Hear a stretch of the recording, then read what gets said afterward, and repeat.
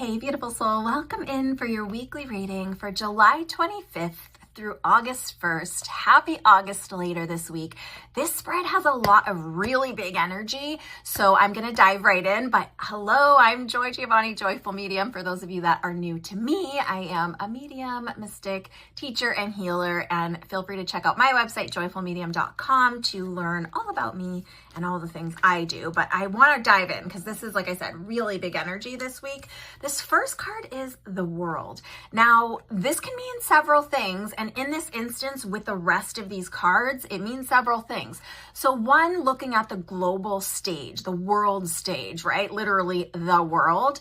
And recognizing that there might be upheaval, there might be rebellion, there might be protest, all in the name of change, all in the name of moving that ball forward, all in the name of improvement for the highest and greatest good of us as individual collectives and as a global community. Some of the other things this card means is it has to do with coming complete with something, full circle, the cycle completing, really. If you look at this O, this is the Omega. Biblically, there is Alpha and Omega, beginning and end. This has to do with that end, but not in the way that it's a finality end. This O, this circle, this Omega is a loop. So it's end is new beginning, end is new beginning. So if we have been experiencing struggle and strife and countries combative and disagreements and misunderstandings, or even just some people doing some shady things that are not misunderstandings at all, let's just be real. This can be a time period where things can move forward, things can become clear, things can come to completion so that a new cycle, a new way, an evolution can really be underway here. Like I said, lots of big energy. Now, what's interesting about this next card with it, and then the following cards that you'll see, is in this card, this Nine of Cups, this person here, all of these cups are upright. She's getting her life, her emotions, her relationships all in a row, but she looks unhappy. So at this 9, which some of you might remember, we are in a 9-year collectively in Spirit Speakeasy, the podcast that I have. At the beginning of the year, we do the theme for the year. I think it's probably from December or January of this year.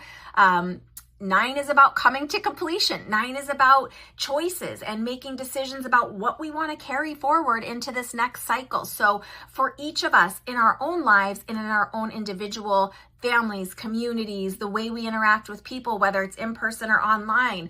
Do you like the emotional self that you are bringing to the table in all of these arenas? Do you like the emotions that are coming back at you? Who do you agree and not agree anymore to have in your space, in your life? Who's on your team? Reevaluating, reassessing. But cups are about emotions. So looking at how people, things, stuff happening in our world, how we are greeting it and not greeting it. How do these things make you feel? Do you like the direction you're headed? Do you want to keep heading that way? Or are there some things you're wanting to change, to shift? And it doesn't have to mean it's a bad thing. Change isn't necessarily bad, but as we become different ages and stages of ourselves, we get to reevaluate, are these things still working for me? Is this story still working for me? Are these patterns still working for me? Is this way of emotionally handling situations or working on my own emotions or ignoring my own emotions, is this working, right? This next card is the Lovers. So these cards together, remember, these are general readings. These will show up in each of our lives in different ways. These cards together can mean evaluating the closest relationships in our lives, but this Lovers card is often misunderstood as romantic partnership. And while in some readings it can tap into that, in a more general sense, it really has to do with those people and relationships that we are bringing into our lives, whether for a reason, a season, or a lifetime, evaluating those, figuring out where our heart is and where our heart wants to go, figuring out what our soul wants to experience in this lifetime. We really do have these answers within us. It's just sometimes we honor them and sometimes we don't. This is also the card that represents Archangel Raphael. So if you are a fan, a follower, if you work with Raphael, there's an invitation and a reminder that he is supporting us in this global time, in this perhaps tumultuous time. You guys know I record these a little bit ahead, so we will see what is happening in the world last week of July.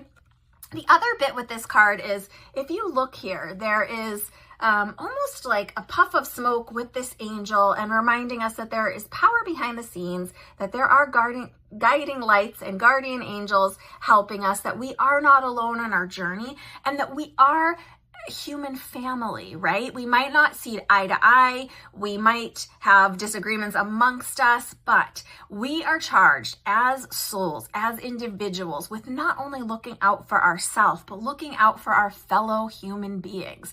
Perhaps in some of us, that humanitarian streak might be rising in ways it wasn't before. So where are you feeling in your heart space, in the love that you are as a soul? Where are you feeling compassion for others? Where are you feeling drawn to be in a different type of relationship, to be not even just more loving, more supportive, more compassionate, more of your true soul self in the world, and just really evaluating that as well this week. This next card is the Emperor, and I find this so interesting with this spread and kind of bookending the world card here. So the Emperor really invites us to look at the actual rules, look at the laws, law and order, structure. But the Emperor rules with more of a long-term perspective, right? Not only trying to make their own side win, quote unquote, taking advantage of others, but having a wise, wholehearted approach. And if you look, the symbol being held by this Emperor is the Ankh. This is the symbol of life, the Egyptian symbol of life, and using it as a staff. So looking towards leaders that are ruling from a more true soul perspective, a more longevity of life for all, quality of life for all, equal opportunity for all, for example, right? Not just a select few, but the all. And how does this relate to industry? How does this relate to the business of life? How does this relate to our power as individuals? And this red is a power color, so a powerful individual. And I just know this energy is about, as we come complete with whatever this energy is that's happening and move towards the next rotation of this cycle, looking for leaders, looking for leadership within ourselves, within our own communities, looking towards world leaders and advisors that really are taking a perspective of humility, being humble, but being a strong leader for all, not just for a few, right? And this last card as a clarifier, which is interesting, is this 10 of Pentacles. I love that this is here. This is the card of really, it kind of reminds me of like that American dream, as cheesy as it sounds. And I know we have friends in lots of countries that watch these, but I think everyone kind of knows the idea of what that means, being able to have abundance. But if we look here, this abundance is focused in a multi-generational way, right? This is the grandparent or perhaps great-grandparent.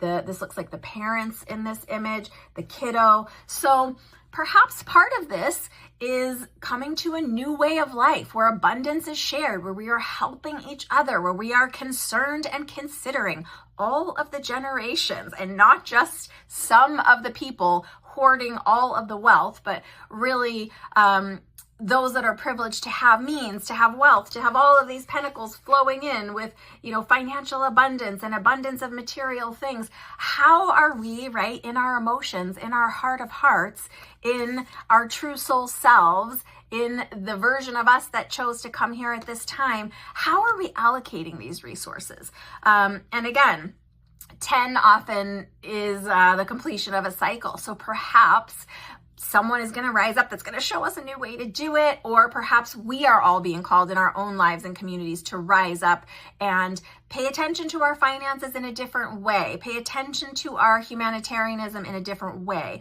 pay attention to our power over and how that's being used, power of autonomy, right, of our bodies, of ourselves, of our families. So there is a lot happening here, but this is a part of one of the happy family, happy life, abundance, feeling fulfilled, feeling like we don't have to worry where our next meal is coming from. And for some of us, this can even be an indication of like, showing gratitude for what we do have and being willing to share it with others, right? In a way that considers the longevity, not just this week or this month or this year, but the longevity of our whole lives. And how do we want to show up as souls in the world for our whole life experience, right? Not just this moment in time. So lots of big energy globally and things to consider in our own lives. Let me know how this is showing up for you. I'm so curious what our world is going to be going through this week. And happy August later this week. Big hugs, lots of love. Bye for now.